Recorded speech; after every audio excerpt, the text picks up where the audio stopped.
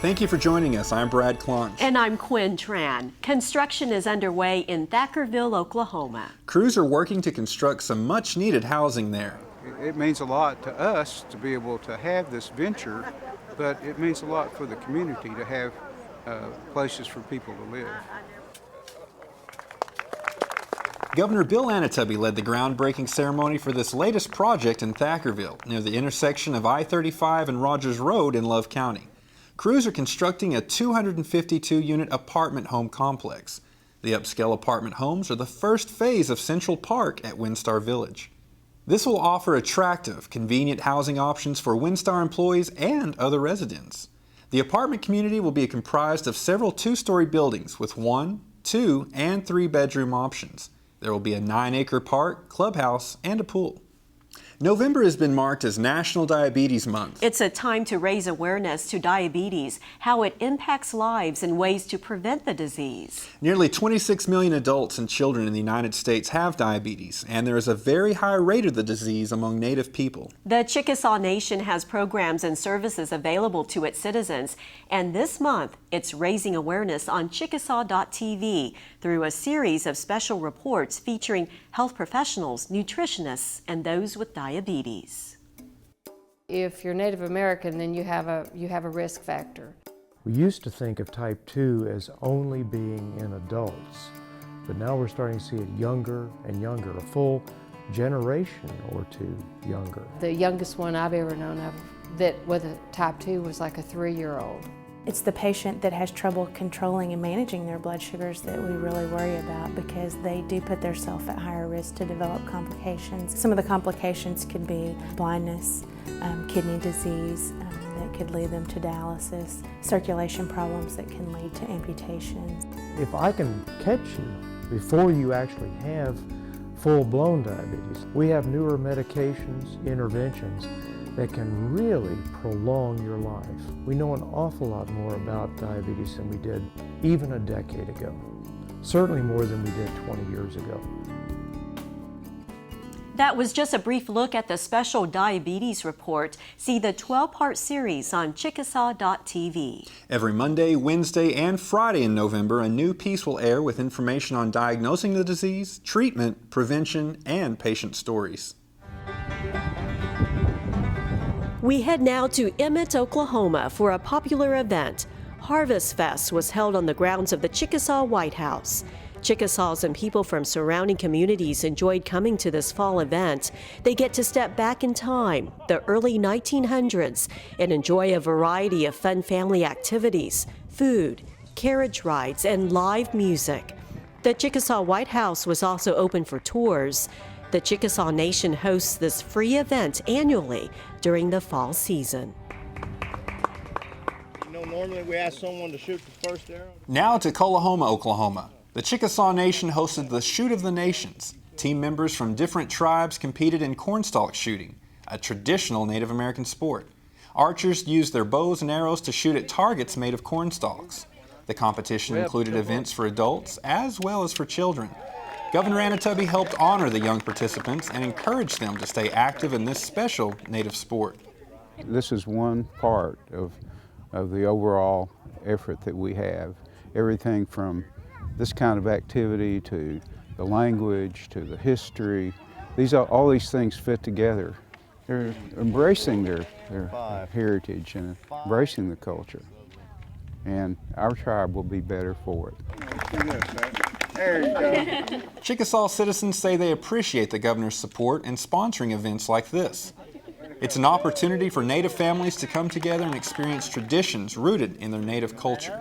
This is how your culture survives, and you know, you're not really a tribe without your culture and your language. So you start them young because this is our future, and you keep it with the old because this is our past. Cornstalk shooting isn't as easy as it looks. You have to aim just right, be precise, and you need an excellent bow. The best bows are handmade, and it takes years to master. Sometimes I go out there and I may be out there 8 or 9 hours straight. For Wayne Scribner, his workshop is a retreat.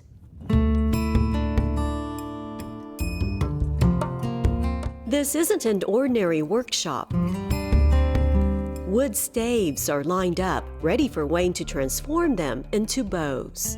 The golden rule with bow making is you can always take wood off, but you can't put it back. He's the administrator of the Chickasaw Nation's Division of Housing and Tribal Development. Wayne became interested in bow making about 25 years ago. Over the years, he's taken this hobby and mastered the art of native bow making. What my mark is actually two staffs that cross with an S in the middle.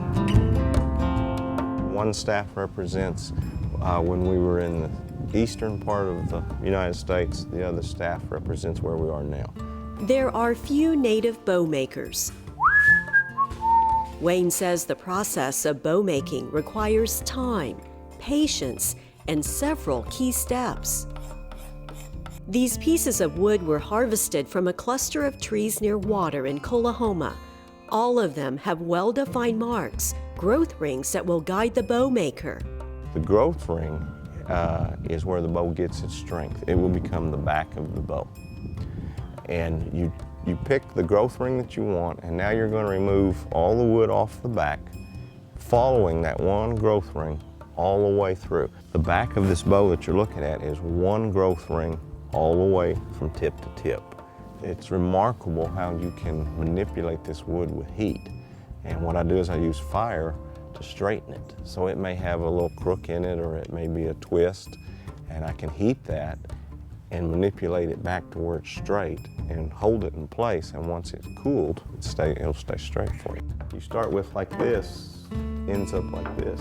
If you're looking for the perfect piece of wood, you may never find it. It's one of those things where you just come across it, and there it is. He carefully takes time in building each bow. After harvesting the wood, removing the bark and sap, he puts them away to dry for 2 years. The tedious handcrafting will then begin. And that's the magic, is the tillering. Everything else to that point can be taught, but when you get to the tillering part, I can teach that, but the better or the best bow makers, in my opinion, it's something that comes natural to them. They just have a feel for it. It's a feel for it and a desire to create the right bow for its user. Wayne tailors the bow to the person, balancing both the draw length and weight. Tillering and finishing takes Wayne about 50 hours. This process of bow making reflects cultural creativity. It's an art that connects Wayne to his Chickasaw roots. And the whole time you're doing that process, you keep thinking about where you got this piece of wood, and you think about the process you're going through and what you're trying to end up with, which is exactly the same thing that some of our ancestors went through. So you can't help but have a little bit of sense of, it's spiritual and definitely a sense of realizing and feeling your heritage. Native heritage comes alive on this day. Southeastern tribal archers compete in cornstalk shooting. This is where it all pays off. Among the Chickasaws competing, Wayne and his son Matt. It's really exciting whenever you're shooting something that my dad made. He's Chickasaw. It's just something about it. The bow his dad made for him helped Matt win the cornstalk shoot at the 2012 Chickasaw Festival. Like bow making, this sport takes time, skill, and accuracy. 2 targets are placed on each side of the field. Archers line up. They get 2 shots per round. The first to hit and score 50 on the target wins. You step out there and you look at this target and you think, well, that target's 3 foot tall and 3 foot wide. I can hit that. Until you walk to the other end of the field. And when you walk 100 yards away, and 100 yards is a football field. So picture one target in one end zone and the other target in the other end zone. And you're going to try to shoot an arrow and hit that target. 3 feet looks like now it's a foot.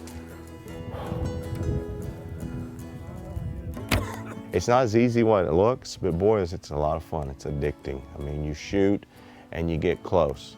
And it just makes you want to shoot again because there's something inside you just keeps telling you, I can hit this, I can do this. This ancient sport fosters fellowship. Man, you just get no respect, huh? Not from the little people. Oh, yes, it was perfect. Wayne says the walk in between the rounds creates that connection. Oh, yeah. And the camaraderie during that walk is what's really special to me. And it'll tighten up. You learn a lot during that walk. You learn different things about your equipment. You may have questions about the type of tip they're shooting, or maybe the bow that they're shooting, or just talking about family. To think that we're doing something now that was done many, many years ago, and we're using the same type of equipment is really special. And his son, whom we saw in this piece, he's wanting to apprentice with him and learn the skills of bow making. And those skills will be passed down from one Chickasaw generation to the next. Well, thanks so much for joining us for this episode of CNTV. See you back here very soon. Explore Chickasaw.tv for more than 1,000 additional videos about everything Chickasaw. The people, the arts, citizen services, our vibrant history. And we have a brand new feature, Learn Our Language with lessons, stories, and games. Plus, don't miss these new stories on the next CNTV on Chickasaw.tv.